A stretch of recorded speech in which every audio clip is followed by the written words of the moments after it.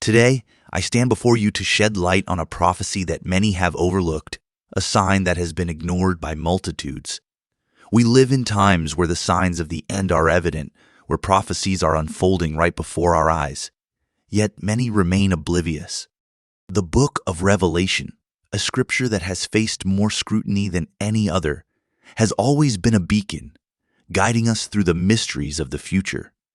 The four horsemen, as described in Revelation 6, have shown signs of their impending arrival. The world, in the past 5 years, bears the scars of their approach. But there is one sign, one prophecy, that many have brushed aside. This overlooked prophecy is none other than inflation, an economic woe that is strangling our society, decimating the value of our currency. The black horse of famine, a harrowing judgment, rides with balances in hand, symbolizing a time of scarcity, a time where necessities become luxuries. Yet, amidst this growing darkness, I am here to ignite a beacon of hope. Our God, the Lord of Abraham, Isaac, and Jacob, towers above all earthly woes. He never abandons his children. He watches over us, knows our every need, and cares for us more than the sparrows. We do not walk alone through the valley of the shadow of death. We do not succumb to fear, for God walks with us. Let us be like David, acknowledging the Lord as our shepherd, our protector, our provider. Let us fear no evil, no uncertainty, no policy change. Our God is in control, the sustainer of our souls. The rate of inflation going up should not surprise us. The Black Rider will eventually come with all his force. But as children of God, we don't have to live in fear. David's words in Psalms 23 remind us of the profound intimacy and reliance on the Lord. Even in the shadows of the valley of death, David's talk becomes a direct communion, a personal conversation with God. Matthew 10 verses 29-31 remind us that if God cares for the sparrows and numbers the very hairs of our head, then he will also pay careful attention to our needs. God cares about each one of us.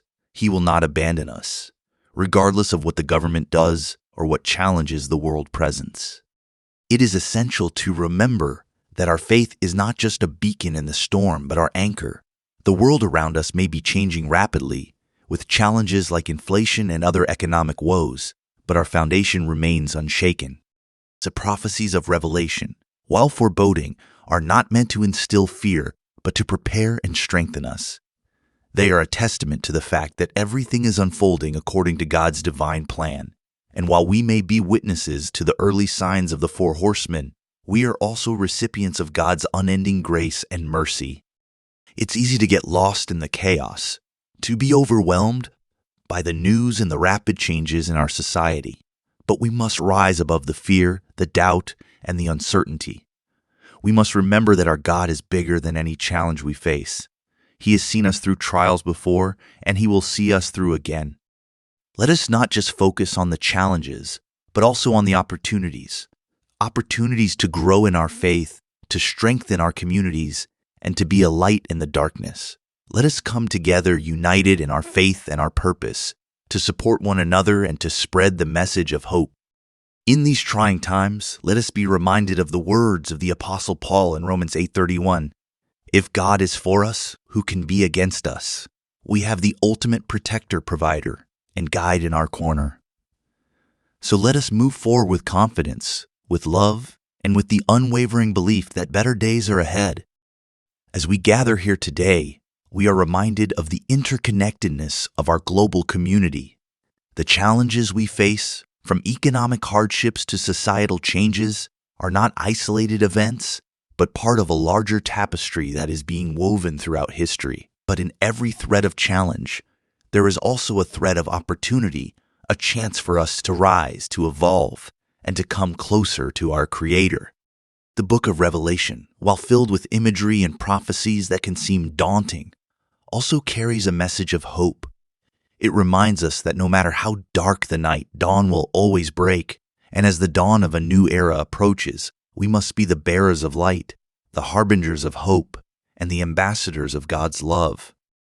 Our faith is not passive. It calls us to action. It beckons us to be more compassionate, more understanding, and more giving. In the face of adversity, we are not to retreat but to engage, to reach out to our neighbors, to lend a helping hand, and to be a source of comfort and strength. The world is thirsting for hope, for a message that transcends the immediate challenges and looks to a brighter future. We are the vessels of that message. Each act of kindness, every word of encouragement, and all moments of prayer contribute to a ripple effect that can change the world. Let us remember the words of Jesus in the Gospel of Matthew, chapter 5, verses 14-16. You are the light of the world. A town built on a hill cannot be hidden. Neither do people light a lamp and put it under a bowl. Instead, they put it on its stand, and it gives light to everyone in the house. In the same way, let your light shine before others, that they may see your good deeds and glorify your Father in heaven. In these uncertain times, let us be that light. Let us shine brightly, not just for ourselves, but for all those who are searching for a beacon in the darkness. Let us be the reflection of God's love in a world that so desperately needs it. As we move forward, let's carry with us a spirit of unity, resilience, and unwavering faith. Let's remember that we are not just passive observers of prophecy, but active participants in God's divine plan. Together with God's guidance, we can overcome any challenge, weather any storm, and emerge stronger, more united, and more faithful than ever before. May God's grace continue to guide us, protect us, and fill our hearts with love and hope. Let us go forth with renewed vigor, with the knowledge that we are never alone, and with the conviction that our faith will always light our way.